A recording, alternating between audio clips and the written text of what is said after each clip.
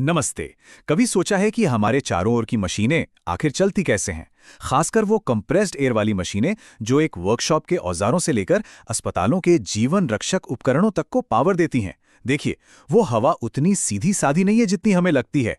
आज हम उसी छिपी हुई टेक्नोलॉजी को समझने वाले हैं जो इस हवा को साफ, स्थिर और काम के लायक बनाती है। इसका नाम है न्यूमैटिक एयर ट्रीटमेंट। चलिए देखते हैं कि ये सब इतना जरूरी क्यों है।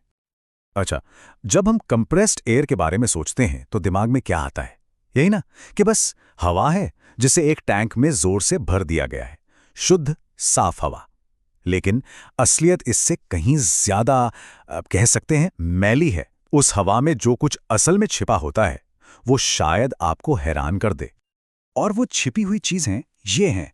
इसको ऐसे समझिए, जब आप हवा को कंप्रेस करते हैं तो आप उसमें मौजूद हर चीज को, मतलब हर चीज को और ज्यादा कॉन्सेंट्रेट कर देते हैं। इसमें धूल के कण होते हैं, हवा की नमी होती है जो पानी की बूंदों में बदल जाती है, कंप्रेसर का तेल जो गर्मी से जलकर कार्बन जैसा बन जाता है, और तो और पाइप के अंदर से टूटे हुए धातु के छोटे छोटे टुकड़े भी। असल में ये किसी भी मशीन के लिए एक बहुत ही खतरनाक चीजों का कॉकटेल है। तो आज के इस विश्लेषण में हम क्या क्या देखने वाले हैं? सबसे पहले हम ये समझेंगे कि ये बिना ट्रीटमेंट वाली हवा इतनी बड़ी मुसीबत क्यों है। फिर हम इसे ठीक करने के 3 खास कदमों को जानेंगे: फिल्टरिंग, प्रेशर को कंट्रोल करना और ल्यूब्रिकेशन। और आखिर में हम देखेंगे कि कैसे इन सब को मिलाकर अलग-अलग कामों के लिए हवा की 7 अलग-अलग क्वालिटीज तैयार की जाती हैं। चलिए, अब सीधे समस्या की जड़ तक चलते हैं। ये जो बिना ट्रीटमेंट वाली कंप्रेस्ड एयर है ना, ये सिर्फ गंदी हवा नहीं है। नहीं, ये बहुत ज्यादा विनाशकारी है। मतलब आप इसे एक ऐसे खामोश दुश्मन की तरह समझ सकते हैं जो आपके उपकरणों में घुल जाता है और उन्हें अंदर ही अंदर धीरे धीरे खत्म कर देता है। ये गंदगी कई तरीकों से कहर ढाती है। धूल और पाइप के टुकड़े एक रेगमाल की तरह काम करते हैं जो नाजुक सील और मूविंग पार्ट्स को घिसकर खत्म कर देते हैं। नमी की वजह से अंदरूनी हिस्सों में जंग लग जाता है। लेकिन सबसे खतरनाक जोड़ी है तेल और पानी की, जो मिलकर एक चिपचिपा कीचड़ जैसा पदार्थ बनाते हैं। और ये कीचड़ ये वाल्व को जाम कर सकता है और मशीन को पूरी तरह से ठप कर सकता है। तो सवाल यह है कि इस अनदेखे दुश्मन से लड़ें कैसे? देखिए, हमारी रक्षा की पहली और सबसे जरूरी लाइन है फिल्टरिंग। यहीं से हम अच्छी चीज यानी हवा को बुरी चीजों, मतलब उसे गंदा करने वाले ठोस कण और तरल पदार्थों से अलग करना शुरू करते हैं।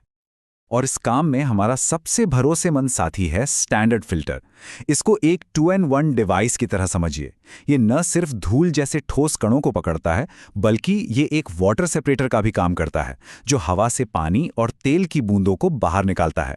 कह सकते हैं कि ये एक बुनियादी पर बहुत ही जरूरी सुरक्षा कवच है। इसके पीछे की फिजिक्स बहुत दिलचस्प है, सिंपल लेकिन ब्रिलियंट। देखिए, सबसे पहले हवा को जबरदस्ती एक बवंडर की तरह गोल गोल घुमाया जाता है। इस सेंट्रीफ्यूगल फोर्स से जो भारी कण होते हैं, जैसे पानी, तेल, गंदगी, वो कटोरे की दीवारों से जा टकराते हैं और नीचे गिर जाते हैं।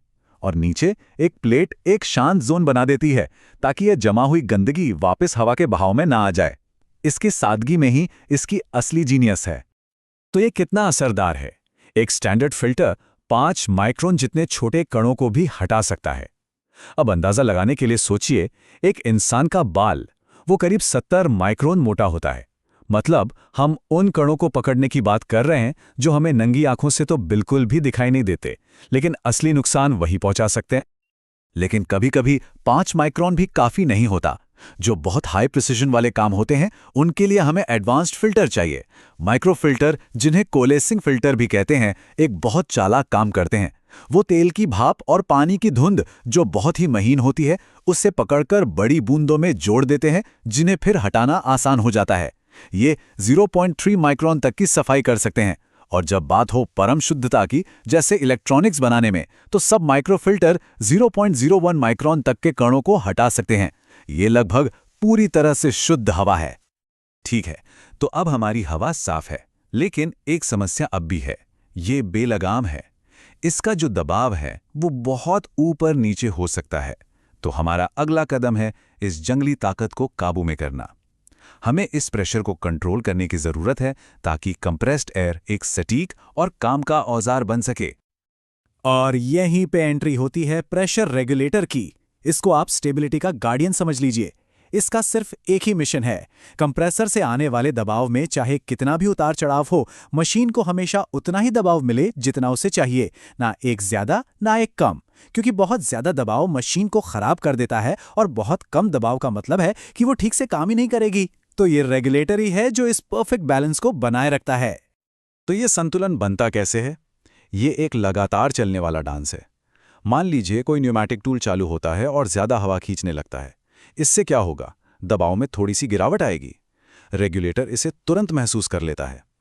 एक अंदरूनी स्प्रिंग एक डायाफ्राम को नीचे धकेलती है, जिससे एक वाल्व थोड़ा और खुल जाता है ताकि ज्यादा हवा अंदर आ सके और उस गिरावट की भरपाई हो सके।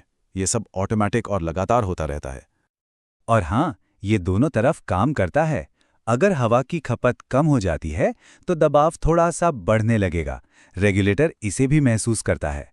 वो बढ़ा हुआ दबाव डायाफ्राम को स्प्रिंग के खिलाफ ऊपर की ओर धकेलता है, जिससे वाल्व थोड़ा बंद हो जाता है और हवा का बहाव कम हो जाता है। ये सरल सा लेकिन शानदार मैकेनिज्म ही है जो हर वक्त सब कुछ एकदम परफेक्ट बैलेंस में रखता है। अब हमारे पास साफ और सही दबाव वाली हवा है। हम सोच सकते हैं कि चलो भाई, काम खत्म हो गया। लेकिन एक आखिरी कदम है जिस पे हमें सोचना है, एक ऐसा कदम जो ऑप्शनल है, ल्यूब्रिकेशन। ये हवा को कंडीशन करने का एक फाइनल टच है। लेकिन, और ये दिलचस्प है, इसकी हमेशा जरूरत नहीं होती। और यहीं पे आता है एक असली सरप्राइज। ये एक लाइन सब कुछ कह देती है। ज्यादातर जो मॉडर्न न्यूमैटिक कंपोनेंट्स हैं वो अब फैक्ट्री से ही लाइफ टाइम के लिए प्री लुब्रिकेटेड आते हैं। ये एक बहुत बड़ा बदलाव है। इसका मतलब ये हुआ कि हवा में लगातार तेल मिलाने की जो पुरानी सोच थी, वो अब कई मामलों में जरूरी ही नहीं रही। तो नॉन ल्यूब सिस्टम क्यों अपनाएं? इसके फायदे बिल्कुल साफ हैं।